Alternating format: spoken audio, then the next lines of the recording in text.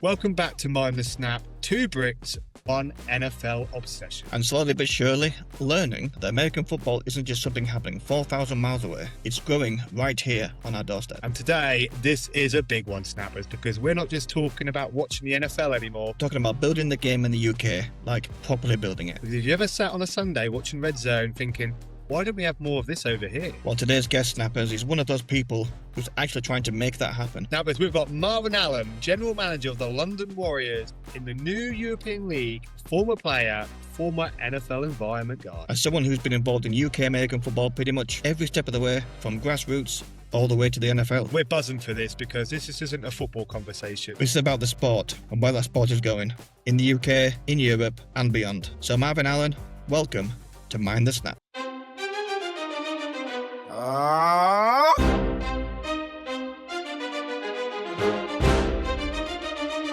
Warrior Nation, Warrior Nation, London stand up, Warrior Nation, I'd fill up, Sample Pocari, yeah, Mind the Snap, Marvin Allen, let's get it, look. Black and gold when we step in the place. Everybody talks till they see our pace. Built from the ground, I was set in the pace. Warriors moving, get out of the way. Marvin came through, done it all in the field. Now he's drawing the plans and he's making them real. No gimmicks, no hype, don't fake appeal. Just hard work, pressure and the iron will. Big man moves with a vision in sight. Building something different on the London's lines. Everybody wants smoke till it's game day night. And they're looking at the scoreboard, wondering why. Warrior Nation, Tell them don't test us. Warrior Nation, We apply pressure. no gets louder, Sample pulled now. fight even harder, Warrior Nation, Warrior Nation. all cities with us, Warrior Nation, Nobody's bigger. this ain't luck, and it ain't by chance. This is years of graft and advancing the plan. Every rep, every yard, every bruise on the hand. Now the whole of Brimble, watching us advance. From the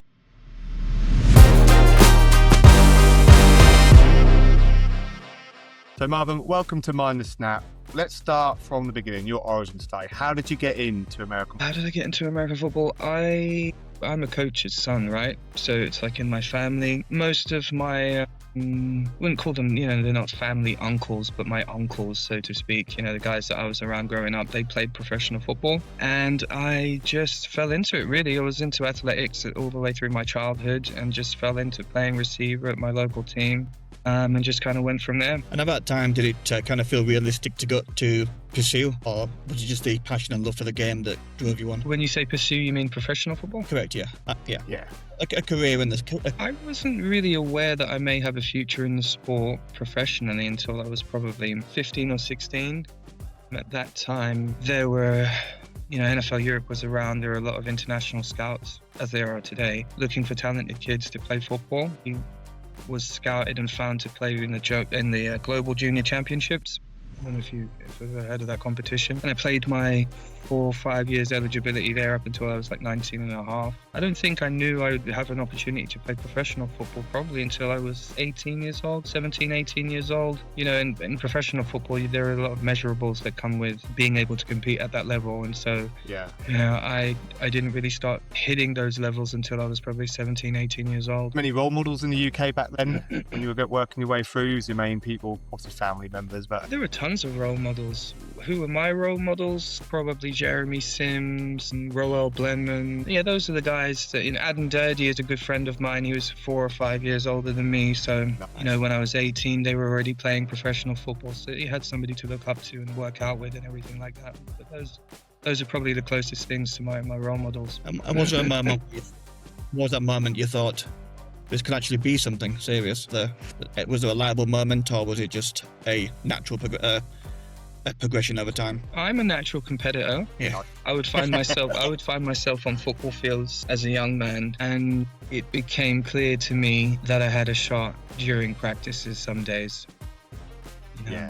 With trying to remain humble, there were things that I was able to do that most people my age wouldn't be able to do, and I wasn't, because I had good mentors and I was from a football background, I wasn't intimidated by certain things, and that just put me in good stead. That's that mindset difference, isn't it? That when you're always trying to catch up, it's difficult when you put yourself in a position of confidence and wanting to improve yourself. Yeah, I just think, if you've grown up around it and the people that you grow up around have that type of mentality, then a lot of it rubs off on you. I'd like to think that a lot of it is me, but maybe it's the influence of those mentors that I spoke to you about, Yeah. But I've never really been one to shy down from it or back down from a challenge. So yeah, like I said, there's not one particular moment where I felt like, oh, I'm going to be a pro, But there are it's the accumulation of things that you're able to do that over time builds confidence, right? Demonstrated ability builds confidence, and everything else is just arrogance. So, yeah, You've got to have that little bit of arrogance, haven't you? You've got to have that self-belief, and that it's a fine line sometimes, but it's got to be there to get that next level. You do, and that doesn't apply to just sports, right? That's just a life thing. Like Life is joke, yeah. you have to believe in your own, so to speak. Otherwise, it can be difficult because there are so many people out there that would naysay, Yeah, 100%. And to be honest, though, it's how many people in the UK were saying, "Why aren't you playing proper football?" Not many. Not in my circles anyway, because my family and friends, they've been very successful in both the amateur game and in professional football. So there are not too many people in my circle that were telling me I should play a different sport. I just mean from a perspective of any athlete that's playing and trying to get to that level, there are always naysayers, if that makes sense. But not necessarily people in my circle, just, outside of my circle. There'll always be those greenland monsters everywhere.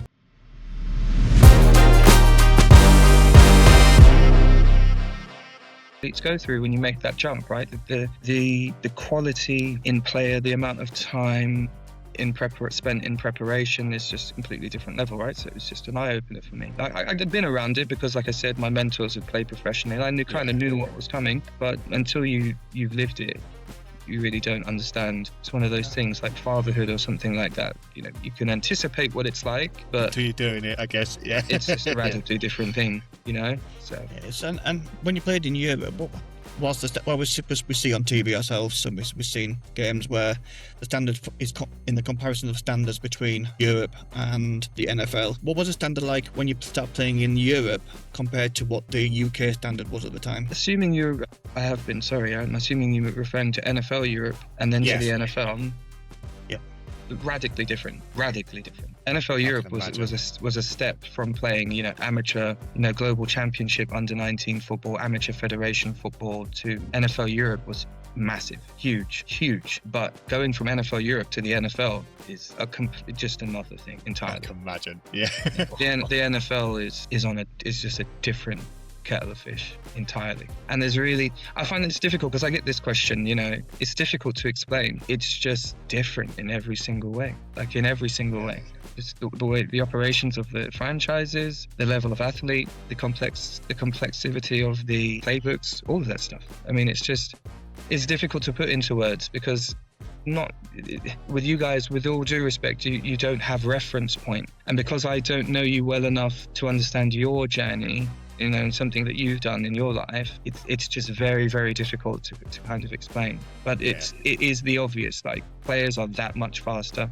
that much bigger, that much taller. You have to learn to lip read because there's a difference between 40,000 people in a stadium and 80, so it's just all of those little things that you can imagine that you just have to transition and go through that, Yeah, and what we see from the TV aspects of the circus that goes around with it, the amount of media on the sidelines, it's not just around the supporters watching you. There's cameras everywhere. Everything you do is what. And some people enjoy that side of the game. Others don't. I don't necessarily enjoy that side of it. So over time, I just I have the ability to just turn that off. Like I can, at any point in time, I can just switch that off. But some people enjoy it. Some people thrive with it. But it wasn't something that I fancied even handling, so I would just turn that off. And it just became about how am I going to get the next catch? How am I going to get open? How am I going to block this guy? How are my feet situated? Am I getting off on the snap count? That's what I did anyway. Love that. Love it. Yeah. So obviously there's a lot of things you brought back from those experiences, which are helping you progress the UK game into the new European game. What are some of the big lessons that you feel that are needed here too? to make the European experience that little bit better? On the field, or are you talking off the field? Both. So in terms of all the preparation, the way. Preparation. If we're talking about the football team, the players, if we're talking about that, for them, it's just, it's about point of origin and destination, right? First things first is we have to open their eyes to kind of what their current football culture is, and also at the same time where it is they're going, or trying to, where they're trying to be. Yeah. And then it's just about putting things in place to allow them to thrive, allow them to manage their lives. It's all the things that come with being a professional team in terms of completely new level of commitment from the players and staff and everybody involved. It's professional, so you can pay people to do that, and it does have some benefits, but at the same time it's exactly what you think it is, right? It's how many players of quality can we get on the football field, how can we prepare them, when are our practice days going to be, how much film are we going to send them, how are we going to train the algorithm to kind of like take over what they're seeing in their cell phones and everything like that, because we have to do that just to make sure that they're just constantly breathing and watching football at all times. And what's more, that it's the football and the techniques that we want them to see. It's everything. For the most part, the biggest thing the biggest obstacle with the players anyway is just literally changing the culture. And a lot of that is, like I said earlier in the other segment, is some of it you can't change until it's changed. You have to go to Rhine. You have to play Rhine to be comfortable playing Rhine. Yeah, that makes sense. Yeah. Do you understand what I mean? There's a lot of preparation that you can do to help that be easier, But when the step that you're so, or the mountain is that high, it's the shell shock. You want that shell shock to come early, so that people understand, okay, this is what it is on and off the field. This is the game day experience. Like this is the level of opposition that we're going to go against. And for the most part, I can't fault anybody, because they're grabbing hold of it. We had an opportunity to get into this level of football. Huge step, not just one player at a time, but a whole entire organization. And they're doing what I'm asking them to do. So, I'm a big believer there's enough UK talent, both coaching and staff and players, that it is a matter of time before we turn that corner. But I think it did require a bit of a leap, and it requires a group of men and women or an army of people who are prepared to do that, to take that on. It's not a 1, 2, 3, 4, 5 people type of thing. We needed to just kind of stick our hand in the mud and go. Organizational mind shift, isn't it? It's that you becoming that unit, becoming that everybody buys into that belief. If you get weak parts of the game, then the whole game suffers. I think so. Everyone will buy into that journey. I think so. We have to buy in, and I think, if I'm honest with you, I think the nation has to buy in. Yeah. If you watch British American football, it has its upside, a lot of strong points to it, a lot of good people doing a lot of good work, but we don't really understand en masse. Not that there aren't people who understand, but en masse, we're not really quite grasping what American football culture is. And so this just gives us an opportunity to see it, and a lot of people will see it at the same time. And I'm hoping that their experiences through osmosis will trickle down, and maybe the overall culture of the game. Become that catalyst for that. I hope so. Growth. I hope so. There are a lot of good people doing a lot of good things. I'm not trying to be negative in any way, but we do have to realize that what we do and what in general is the market standard for what football is are different things. Yeah. I think that's fair to say.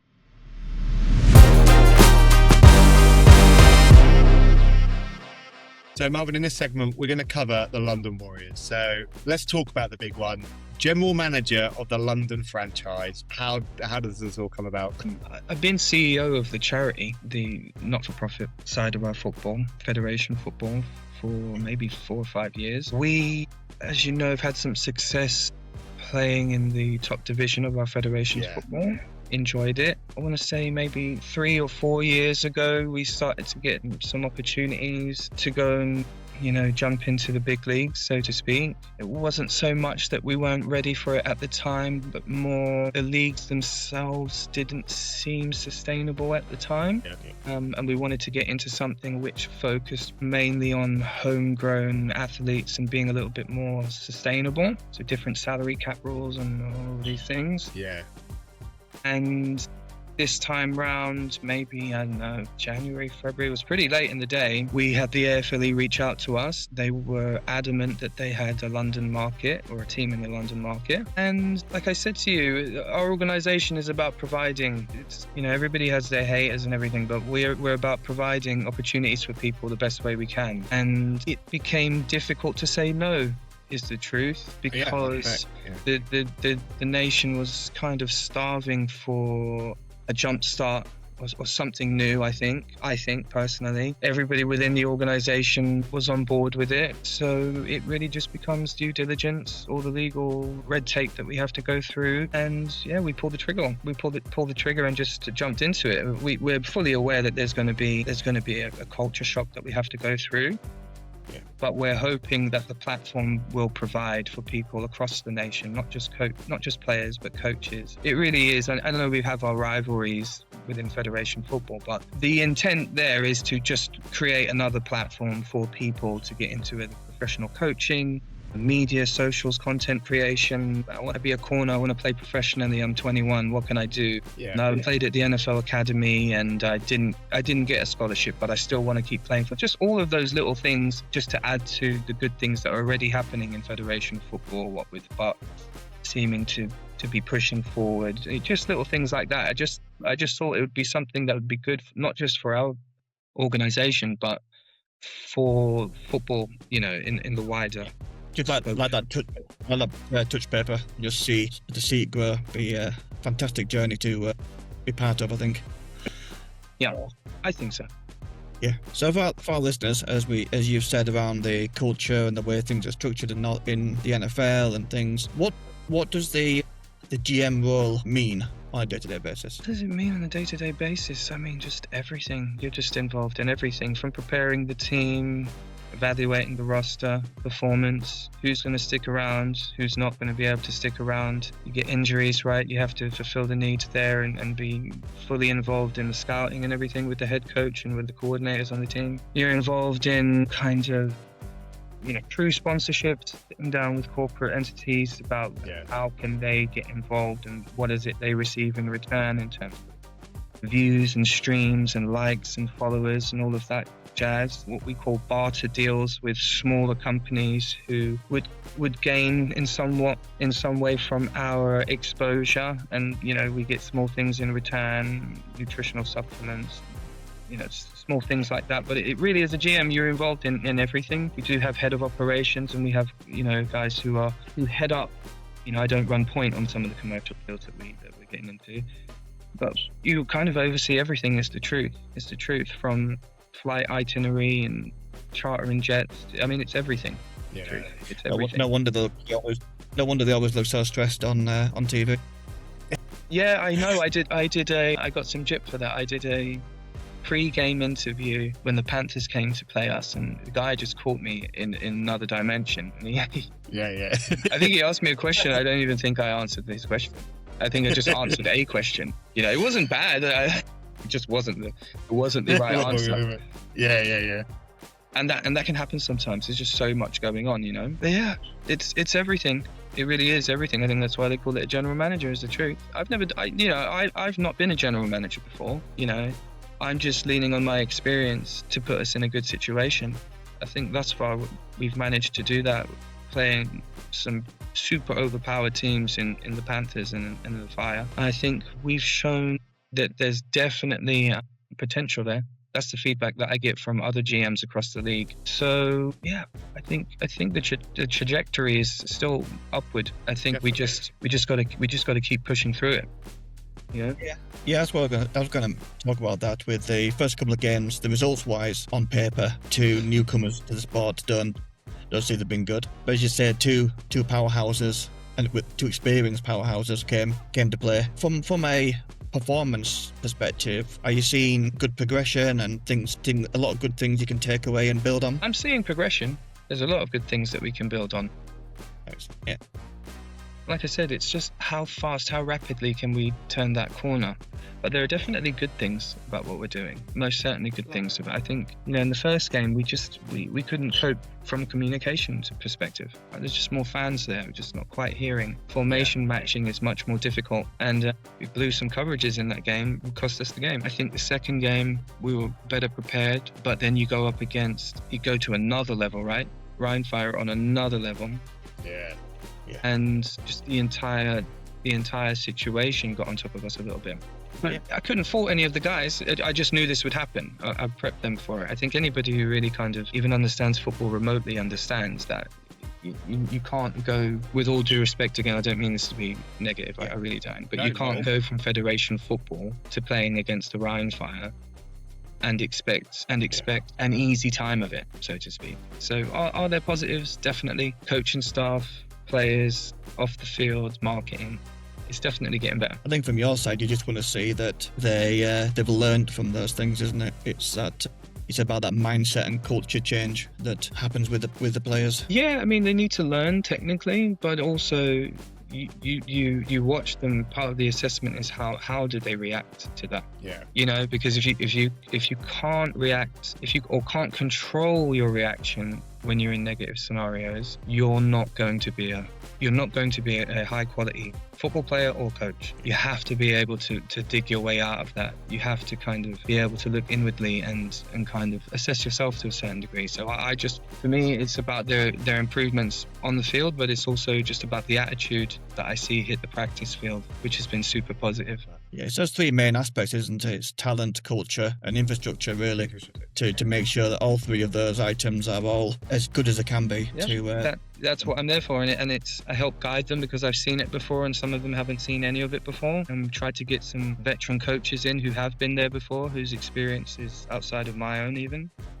And that's what we're trying to do. I fully expect for us to win games this season, and I'm hoping that it will come sooner than most fans think it will. So what does success look like for you for year one? I mean, I got asked this question the other day. Success for me is just to turn the corner. Yeah. To have the communication between myself, senior members of staff, and the players be pure and constant.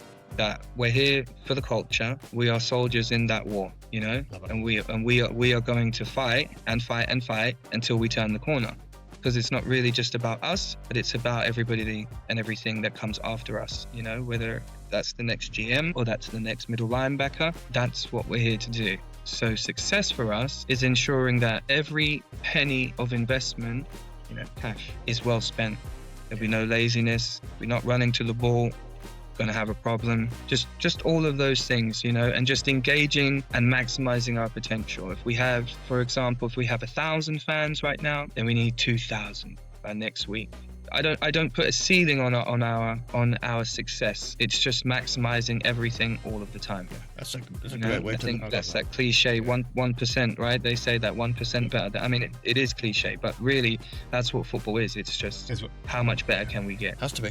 Yeah. So if you set yourself those imaginary targets, then you're not set and you meet them after 3 games. Is that it? Your season's over. If you set yourself the inner targets of progression, of growth, of competing, of everything together, then you just keep that same target moving and moving and moving, don't you? Exactly.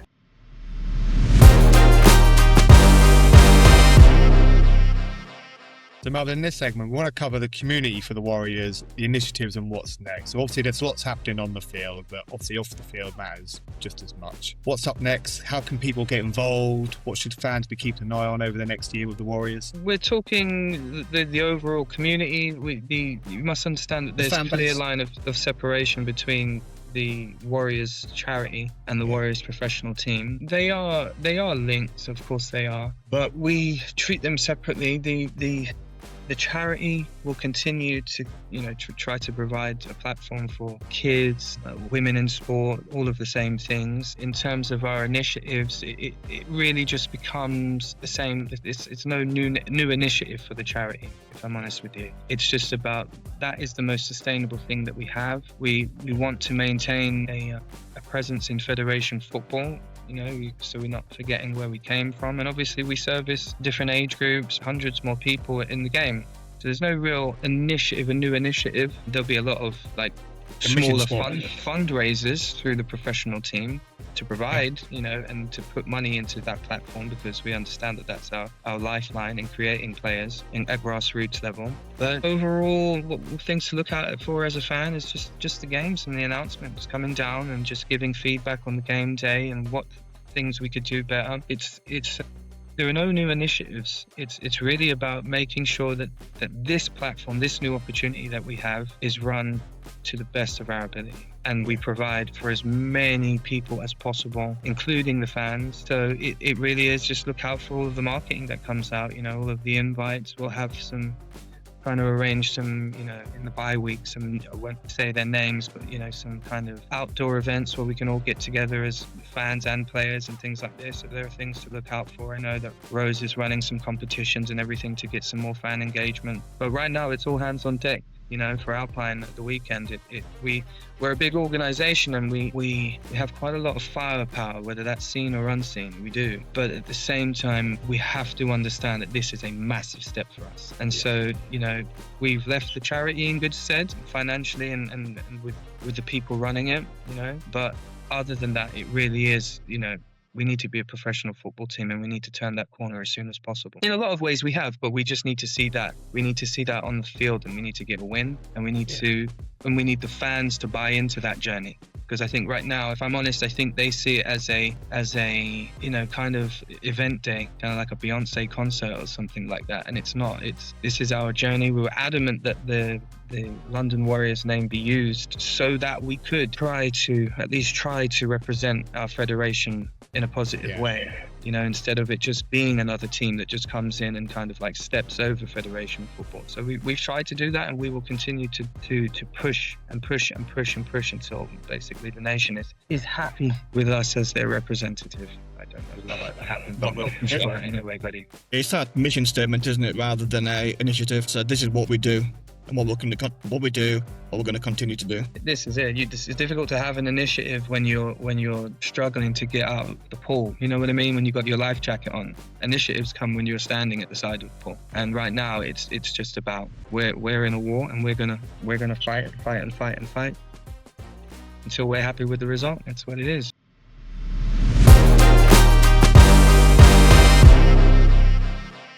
So final round, Marvin, is just a quick fire round.